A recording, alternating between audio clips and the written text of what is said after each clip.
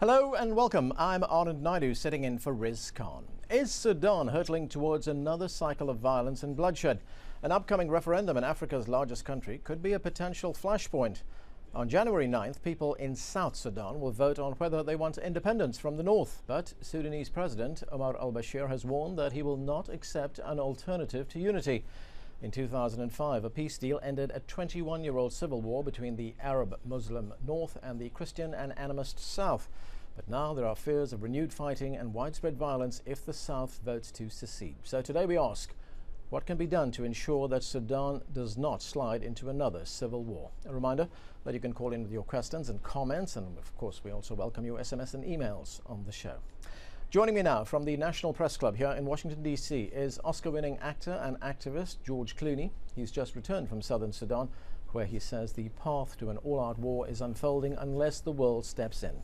With him is activist John Prendergast, co-founder of the Enough Project, an initiative to end genocide and crimes against humanity. He's written numerous books on Africa, including The Enough Moment, Fighting to End Africa's Worst Human Rights Crimes. Gentlemen, welcome to the show. Thank you. George, let's start with you. You recently wrote with John that the largest conventional war on the face of the earth in 2011 will occur in Sudan unless bold diplomacy led by the United States prevents it. So it looks like we're staring down the barrel of a gun here. You've recently visited Sudan, as I've just said. What did you see there and what did you find out?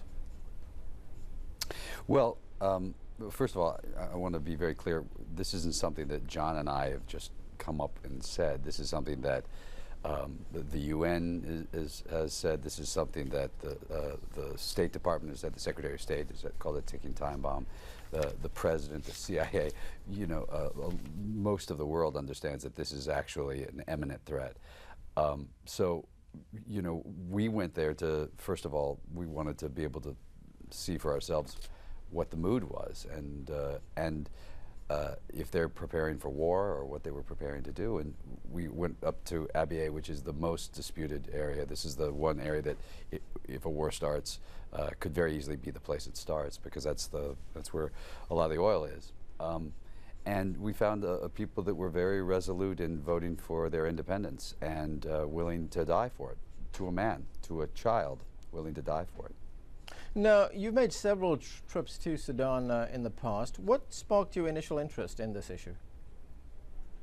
I was reading Nicholas Kristof articles in the New York Times, and I saw a few broadcasts. There were some real movements. There were some church groups, and there was some student groups, but it wasn't getting much traction. And I thought, being the son of a newsman and watching my father get some of his broadcasts bumped for a celebrity story, I figured I could go and bring my dad, a journalist, and I'd go and be the celebrity story, and my father would be the journalist, and we'd try to get shine some light on that issue. And what better reason could that be? John, I want to step back a bit and ask you about the background to this crisis and the impending war in Sudan. How did we get to this point? Well, remember, this is a place that has some pretty turbulent history, and southern Sudan has been at war, was at war with the northern part of the country for most of the period of independence of Sudan. So Sudan became an independent country in 1956, and there have been two wars that have been fought between the north and the south. What we're trying to do, of course, is prevent a third one, and the concern is, shared internationally, is that January 9th, which is the date that a previous peace agreement has set for the referendum for the independence or unity of southern Sudan from the north or with the north, that date could be a trigger for a resumption of war, basically the third civil war in Sudan. So the all-out purpose of our mission is to call attention to the now 88 days left between now and January 9th, and the absolute need for the Arab world, the African Union, the European nations, and America and China to work together to create that path towards peace for the two parties in the north and the south. Otherwise, we're going to see probably the biggest human rights and humanitarian crisis in Africa for quite some time unfold before our eyes after January 9. So, George, as we heard there, 88 days to that referendum. Time is running out. Now, you met with President Barack Obama and some senior White House staffers here in Washington. What was their response to this crisis? We also met with, we talked with John Kerry, who's the leading Democrat on foreign relations, and we met with Senator Lugar, who's the leading Republican on foreign relations. We went there first to tell them what we saw. We also went there to tell them that we will do everything we can to help continue to build up some of the political will that they need to be able to act, and certainly in an election cycle. And we went there to see how committed they were to forming a peace. You know, the trick to this is, of course, we have an opportunity to avoid one. For once. We were late to the Congo, we were late to Rwanda, we were late to Darfur, we were late to the South, North-South before. This is a chance to get there ahead of time. It doesn't cost any money, and it doesn't cost any lives. So our feeling was we wanted to go there and find out how committed the administration was to this. And we found a president who was incredibly informed on the issues, understanding that what entails politically to get something done, and is committed to getting the international partners involved as much as possible. And George, you have called for what you term bold diplomacy to resolve this crisis. What kind of leverage do you believe Washington has to try and resolve this? What kind of inducements can they offer to the Sudanese government? You've also called for a carrot and stick approach. Yeah, well, look, we haven't even begun diplomacy yet. I mean, we've done some, but we haven't begun what we're capable of doing.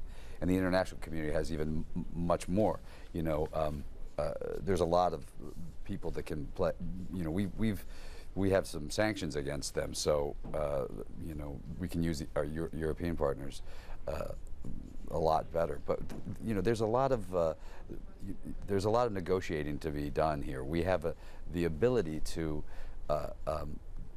if they choose the path of peace, and not just in the north-south, but also towards Darfur, there are some ways to reopen relations with the United States, if they were willing to do that. And we also have to create a world that says, if you choose the path of war, this can get a lot, Khartoum can become a much smaller place. He's not buying things with Sudanese pounds. There's dollars, or there's English pounds, or there's euros.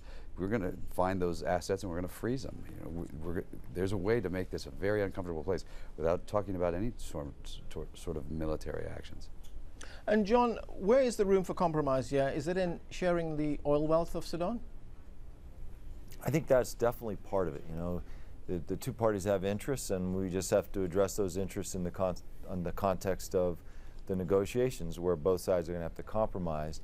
One of those areas is certainly in sharing the oil wealth after independence of the South. There's also a great deal of negotiation that has to be done with respect to where that border is going to be drawn, because that's going to have tremendous repercussions on future revenue streams for either side. And then, of course, I can't reinforce it enough what George is saying, is that a lot of what the regime in Khartoum is attempting to address through these negotiations is finding some sort of international legitimacy as a government. And that includes normalizing its relationship with the United States. So as part of an interlocking negotiation, you address the needs of the Southerners, which is they're going to have a vote on January 9th or thereabouts for their independence. You address the interests of the North, which has something to do with revenue stream, but it also has to do with its relationship with the United States and the broader international community. So everything has to be on the table, and once you move those pieces around like a jigsaw puzzle, you find the right fit, you can get a peace deal that can prevent a war from erupting again in Sudan. Okay, I want to get to a video question that we got on this issue. As you can probably understand, the topic has created quite a buzz online. We have a lot of responses from our YouTube community. Here's a video question sent in by a viewer. Let's listen to what she had to ask. Hi, I'm George Clooney. My name is Candace. I am making this video to ask, what are you doing in the United States to create awareness about the issues that the Sudanese people face? George? Well, I'm doing your show right now. That's what we're doing to try to create awareness. I'm not a policymaker. I'm sort of well known, and cameras follow me. I get too much attention. I'm not complaining. I'm just saying sort of straight facts. I get too much attention, and the people in South Sudan can't get enough attention.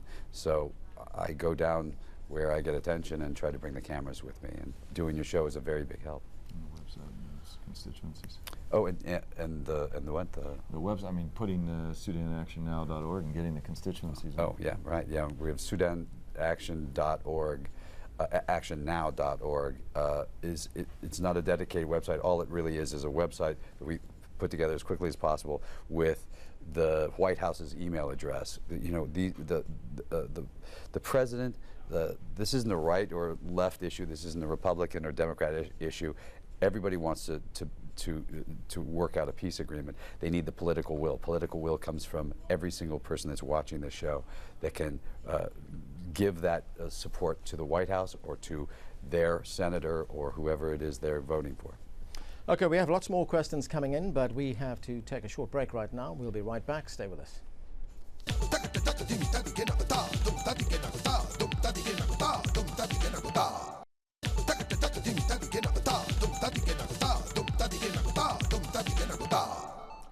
Welcome back. An independence referendum in southern Sudan next January is likely to break Africa's largest country into two. What could the impact of such a split on the region be? Discussing those issues with me are actor George Clooney, star of blockbuster hits such as Syriana and Up in the Air. He is the co-founder of Not on Our Watch, an organization that aims to focus global attention and resources towards ending mass atrocities. And also author and human rights activist John Prendergast, who has worked for peace in Africa now for 25 years. Gentlemen, let's get back to the questions. I want to go straight to the phones. We have Anselm, who is calling us from Normandy in France. Anselm, what is your question? It's good evening here, and most of the time, I don't know, in the news, we get lots of the fear there will be problem from the Northerners about the South referendum. I thought for the war that's been going on for the past 20 years in Sudan, this should come as an opportunity for the North to breathe a sign of relief and said, okay, you guys don't want to stay with us. You guys can go and have your own state. So why is this fear that the North is going to cause a lot of problems in Sudan? That's just what I seem not to understand. Okay. All right, thank you, Anselm. Let me put that question to John Prendergast. Well, I mean, there's a number of issues that would plunge the two parties back to war, not the least of which is indeed this border and where it resides. The movement of that border north or south, very small distance, will dictate future revenue streams of literally hundreds of millions of dollars because of the oil fields that straddle those borders. And there are deep-seated histories of bordering communities that represent interests on the part of both parties. So, you know, there are all these issues that are part and parcel of the combustible cocktail that is Sudan 88 days before the referendum. And it's our view that the Arab League, working with the African Union and the Europeans and Americans and the Chinese working together, can actually defuse that ticking time bomb before it explodes. And that's really where our attention and energy is going to be placed. John, you mentioned an important point there, and that is the involvement of the Chinese and the Egyptians as well. In some respects, is this becoming a bit of a proxy war because the Chinese have interests in Sudanese oil? The Egyptians have interests in water supplies from Sudan. So is it becoming a bit of a war between those two sides and the United States and its allies on the other side?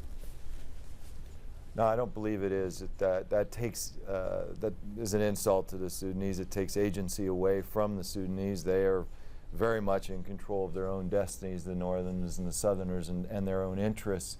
In fact, it turns out the interests of China and Egypt, for different reasons, is actually in peace. China will suffer greatly, I think, in interrupted oil supplies if war breaks out again in Sudan, because the first targets of the Southerners, if the war does erupt again, will be those Chinese oil installations. The Egyptians will lose terribly from war between the North and the South, because the flow of the Nile northward will be interrupted, or the additional flow which is necessary for Egypt's long-term development needs will not be able to be addressed through the kind of cooperative development projects necessary for increasing the flow of the Nile northward if war erupts. So both these nations, with great influence in Sudan, have an interest in peace, and we'd like to see Cairo and Beijing make a much greater contribution right now during these next 88 days towards the peace process that hopefully will avert war. Okay, let's go to Chicago. Khalil calling from Chicago. Go ahead, Khalil. Yes, hi, how are you doing, sir? First of all, my question to both your guests. My understanding is through the media and through the past agreements between the North and the South that there is a border agreement between both of them where the Center Abyei, which is the, what to call it, disputed area or whatever you call it, okay, belong to the North according to the agreement between the North and the South in case of separation. Now, listening to your program and my understanding from your guests, as if there is no such agreement exists and they have to redraw or to define those lines again, border lines again in case of separation. I would like your comment about that. All right, Khalil, let's go to George Clooney. George, how does that 2005 agreement impact what is happening right now? I'll let John answer that since he was there for it and has a real clear understanding of that one.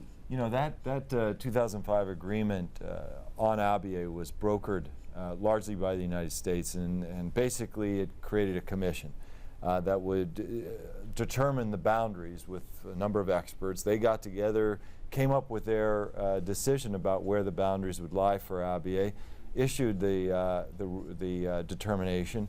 The Khartoum government rejected it.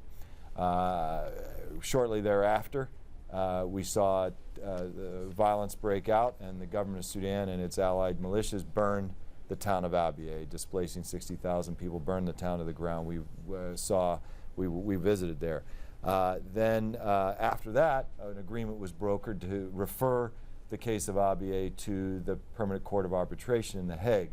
That Permanent Court of Arbitration issued its ruling. It again was not implemented by the authorities in Khartoum. So we've now had 2 times where independent assessments have determined borders for Abyei, and 2 times the Khartoum authorities have not chosen to respect those international determinations. So we're hoping that this particular negotiations process will provide a very clear end state for where the boundaries of Abyei are and who gets to vote in the referendum, January 9, and international guarantees for respect for the results of that referendum. That is going to be probably the biggest challenge that the mediators have in the prevention of war between the North and the South in Sudan. Okay, we have another caller calling from right here in D.C. Kidani, go ahead. Yes, sir. Hello. Yes, go ahead. We can hear you. Yeah, I'm asking him because I'm from that area. I'm from Eritrea. Yes. Yes, Chairman. How are you doing today? Yes. My question is, I'm from that area. I'm from Eritrea.